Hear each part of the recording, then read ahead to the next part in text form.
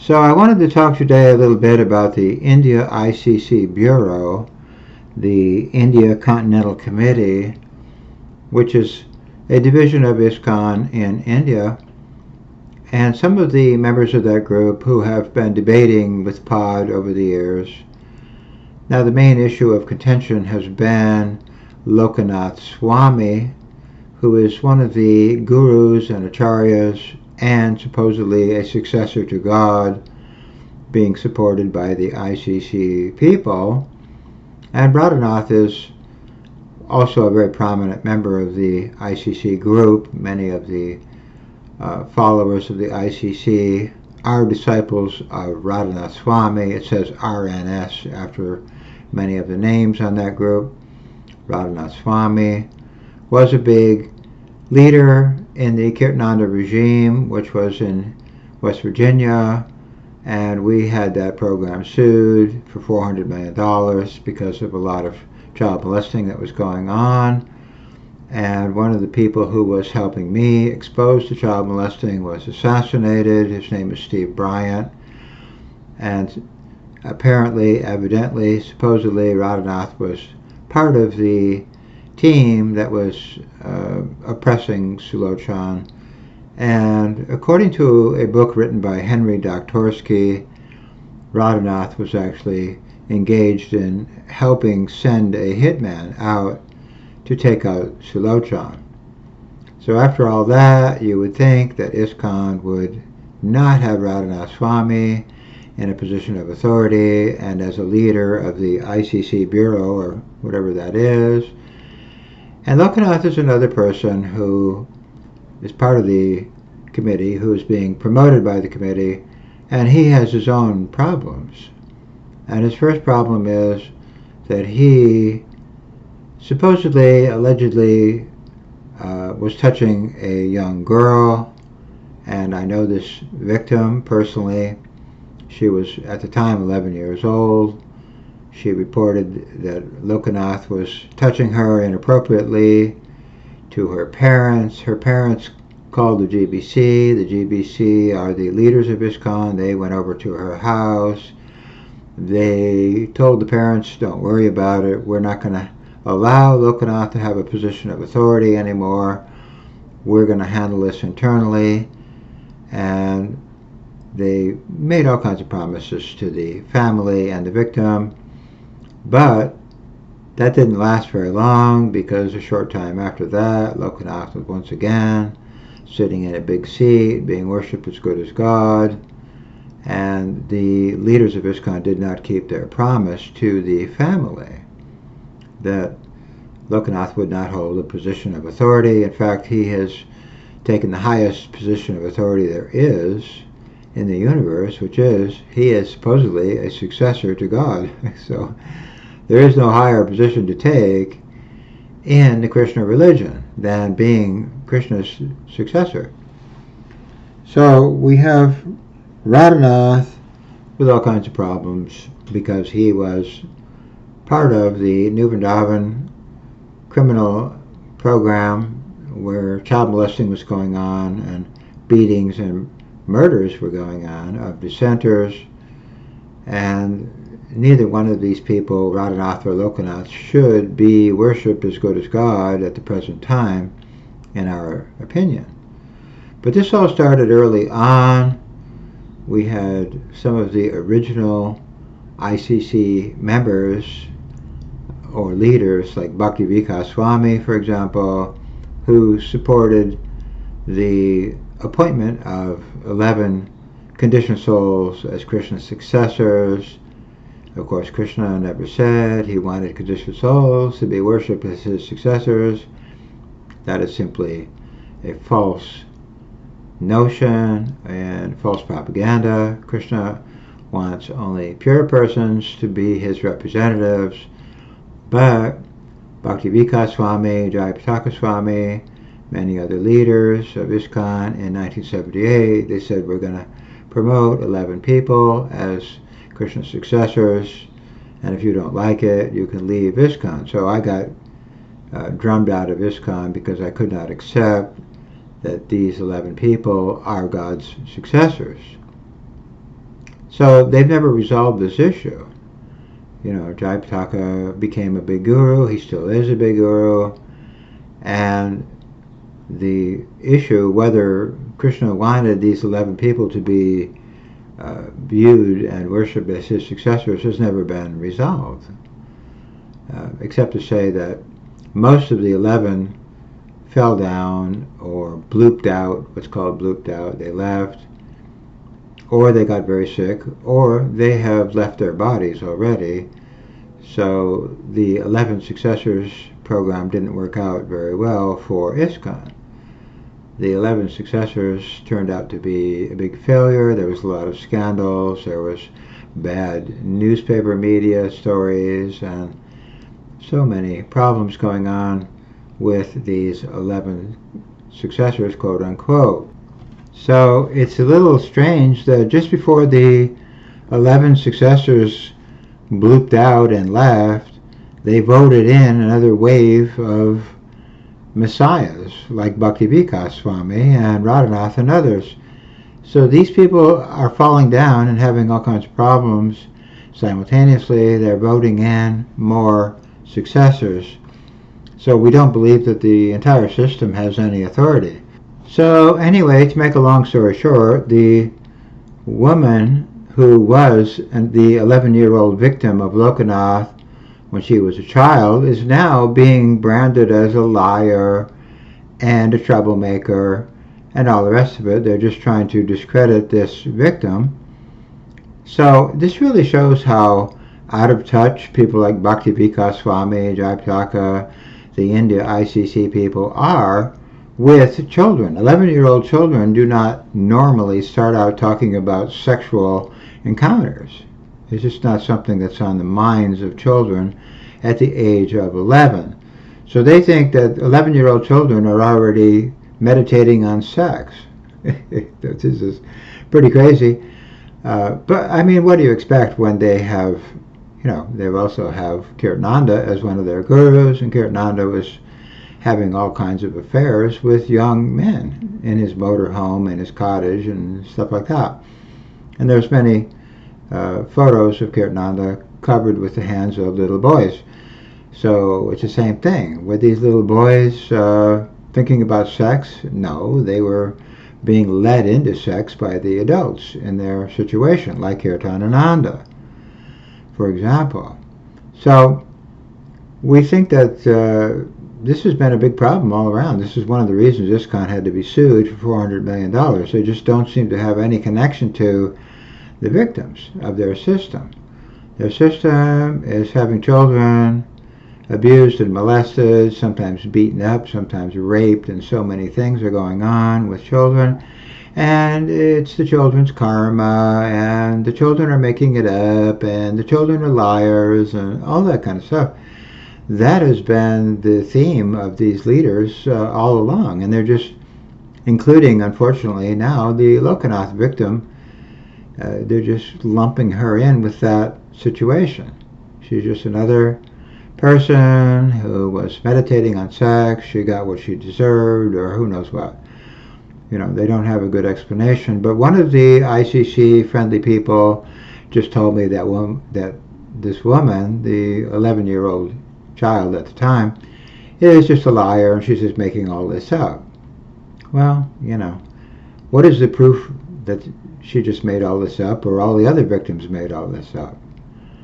There's no proof that any of this was going on. Okay, well, we had them sued for $400 million. There was several thousand people evidently trying to sign up for the case. How can we say there's no proof that child molesting hasn't been going on? Some of the victims have committed suicide. A number of the victims are writing horrible testimony, how they were beaten, raped, mistreated, starved, so many things. Are these people making all this up? I just don't see how anybody could say that at this point. No, these things really happen to real people, and they're just in denial about it. They just don't want to admit that Lokanath was a leader of this regime, and Lokanath was also a leader of this regime, and Lokanath was one of the people exploiting some of the victims in this situation. So they just don't want to admit to that. Meanwhile, they're saying Radhanath and Lokanath are the successors to God, never mind all the problems that they've caused for so many victims, including this female victim of Lokanath. There just doesn't seem to be any accountability for all of the trouble they're causing to other people. Now, one thing that's been happening more and more with these India people, the India ICC people, and other India people, they're saying, well, Pranjan, you are just a militia. You're a militia, which means a low-born Western person. So you really can't comment on the Vedas or on, India's spiritual culture. Who are you? You're just an outsider. You're a Westerner. You're a militia. You're a low-class person. What do you know? Who are you? Blah, blah, blah. Okay, well, wait a minute. So the militias are, in trouble in so many ways. No question about it. But the militias do know that God is pure, and therefore God's successor has to be pure. I mean, that's something I knew when I was a child. We worship Jesus. Jesus is pure. God is pure. His successor is pure.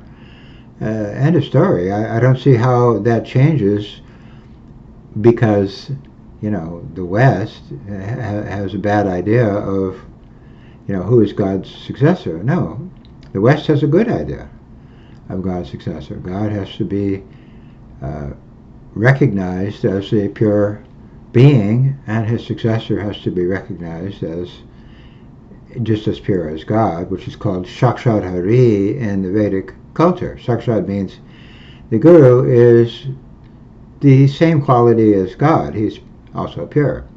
So how can we say that the successors are engaged in illicit sex with men, women, and children, and so many other deviations that have been going on in Iskcon with their so-called successors? And how is it that only us militias seem to know this is a problem? Why aren't the people in India telling us that there's a problem? The people in India should be preaching to us, the militias, telling us, wait a minute, you guys shouldn't be worshipping deviants.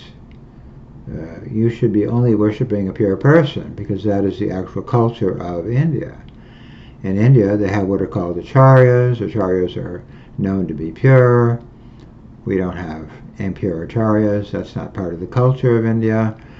But these ICC people, Bhakti Vikas people, etc., are saying, no, we have a guru succession where we have homosexuals, we have pedophiles, we have lusty dogs and drunks and disorderly criminals and so many troublemakers. They're all in the chain of gurus from God. So that means the chain of gurus from God is contaminated, and even highly contaminated. So that just is not the teachings of Krishna. Krishna is God. Krishna says, Acharya upasanam, you have to take shelter of the Acharya. And Acharya mam viganyam, the Acharya must be as pure as my very self. He never says the Acharya is sometimes a debauchee, a drunk, a molester, a pedophile, or any of that kind of thing. That's really not part of the Vedic culture. But as soon as we ask about this, then these India ICC people, they become very irate, very infuriated. Who are you to question us? You're a militia, blah, blah, blah. Okay, so in other words, they don't have an answer. They don't have a good answer. Now, another problem is Radhanath has buried Kirtanananda in a samadhi in the holy Dham. And when I brought that up with some of these ICC people, they said, oh, well, you're changing the subject now. What? What does that mean? No, that is the subject. The subject is, what is a pure devotee? Can a pure devotee be a pedophile? Can a pedophile be buried in a samadhi? What's going on with you guys? And they just can't answer. So a lot of people are just thinking this is just a business, that they don't really care. They don't care if their gurus are pure or impure or drunks or deviants or having sex with men, women, and children, or having sex with dogs, or who knows what. I mean, there doesn't seem to be any standard amongst their God's successors. And Iskcon has just become like a business. So many people just believe that the real problem is that these ICC type people are just business people. They're just there to make a buck and to profit and capitalize on the whole situation going on there. And they don't care. They don't care what kind of gurus are being promoted in Iskcon. That's not their problem. Their problem is, let's keep the bucks going. So when the Lokanath thing originally started, that was one of the arguments. Well, Prabhu, Lokanath's people are bringing in lots of money and contributing lots of money to Iskcon. If we get rid of Lokanath, why, we're going to start losing our donations and our money is going to go down. Oh no, we can't have that.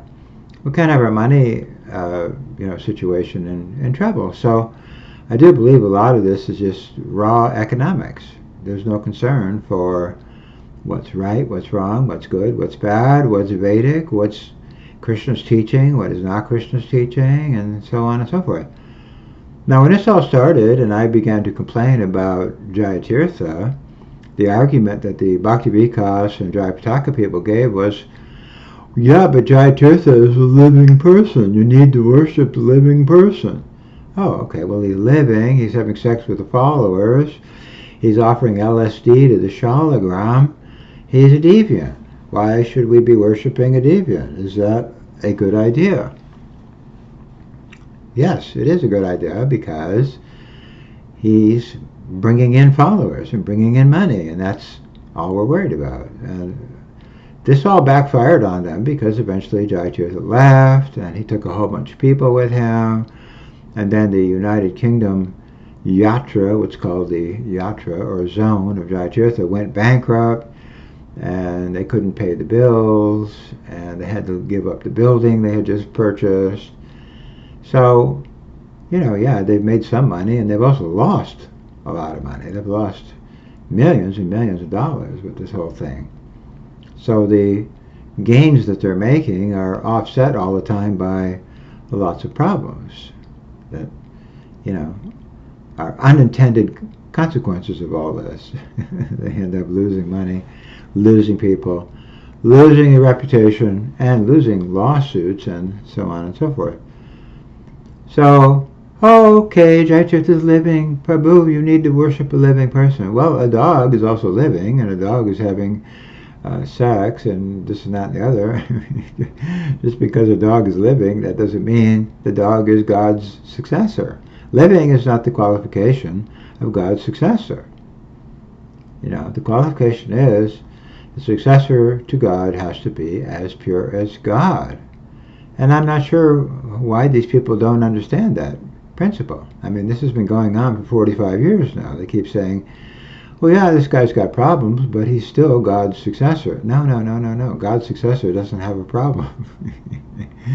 God's successor is not deviating into illicit sex and all these other kinds of problems.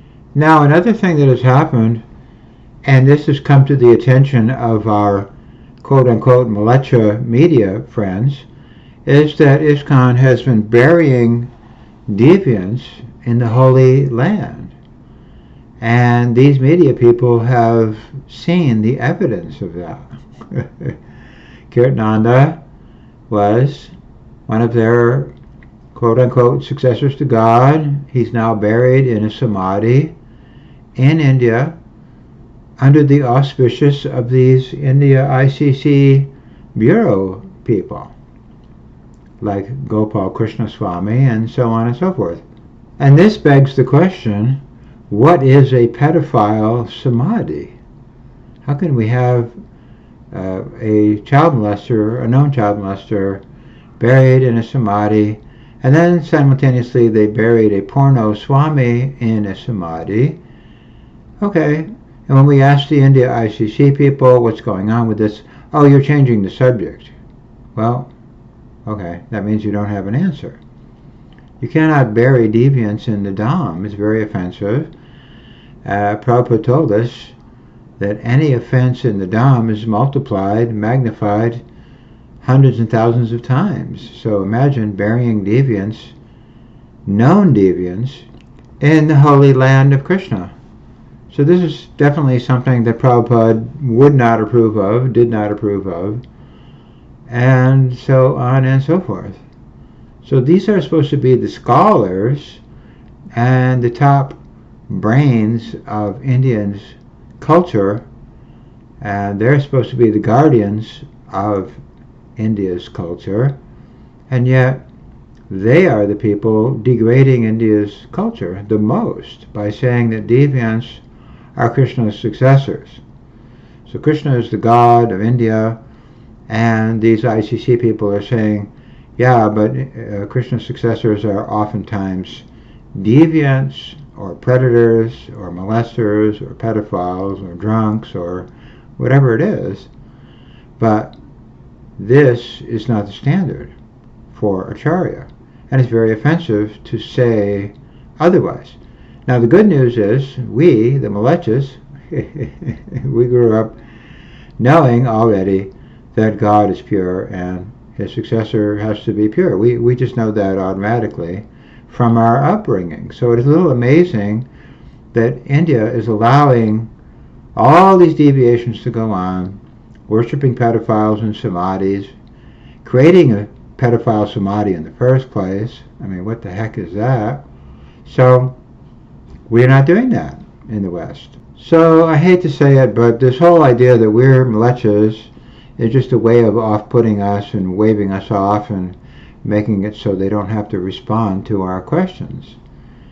But that doesn't really change the reality of the situation, which is you cannot do things that are against God and God's instructions. You know, if you're burying deviants in the Dham, you're forcing children to worship deviants as their messiahs, there is a payback at some point by the higher authority of God. You don't have to answer to us, maybe. That's fine. But you will have to answer to the higher authorities, which are called Yamaraj. Now, Prabhupada gives very clear instructions on this point, that false acharyas go to the most obnoxious regions of the universe, and so do their supporters and followers, what to speak of their scholarly, advocates and friends and supporters and all the rest of it. So they're all being responsible for creating all this problem, and they created a big, huge child molesting organization. A lot of that was going on in Mayapur, which is also the Holy Dham. Children were being beaten up and raped in the Holy Dham, according to many reports. And Bhakti Vikas swami just said, well, one of the people in charge of that, Bhakti Vikas swami, we should be forgiving, we should be nice to that guy.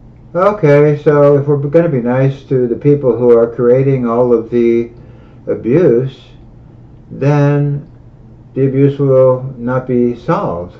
Then you're going to have all these reactions like lawsuits and people just generally rejecting the religion because they don't think the religion is protecting the women and the children. So an Iskcon spokesperson named Jayadvaita Swami says that in Iskcon their gurus may be falling down into illicit sex with men, women, and possibly children. So that really sums up their whole view of God and God's successors. God is pure, and God's successors are falling down into illicit sex with men, women, and maybe children, or actually children. So that is their view of God's successor. So we're very lucky. We are the Malechas. We are born in the West. We don't believe that God's successors are falling down into illicit sex with men, women, and children. That's never going to fly in the Western world, because the Western world has a basic idea of the purity of the Supreme Being. It's very rudimentary, it's very crude, but it's very effective. You can't fool the people in the West with an illicit sex successor to God. It's just not something that's going to sell over here, and it's not selling. And that's why their temples are empty of Western people. It just become like a Hindu show bottle business. That's all they got going. Here and in India, it's the same thing. They're doing some show bottle with the Hindus And that's all they have. They have no purity, they have no standards, and they have no following of Krishna. Now, one of their people says, well, I'm busy distributing books. Yeah, well, you better start reading those books, buddy. You better read the books, because it says that the people who promote and support false gurus are going to go to the most obnoxious regions along with the gurus that they're promoting and supporting. You cannot support false acharyas. It's not acceptable according to the laws of God. So I hope this helps. All glories to Srila Prabhupada.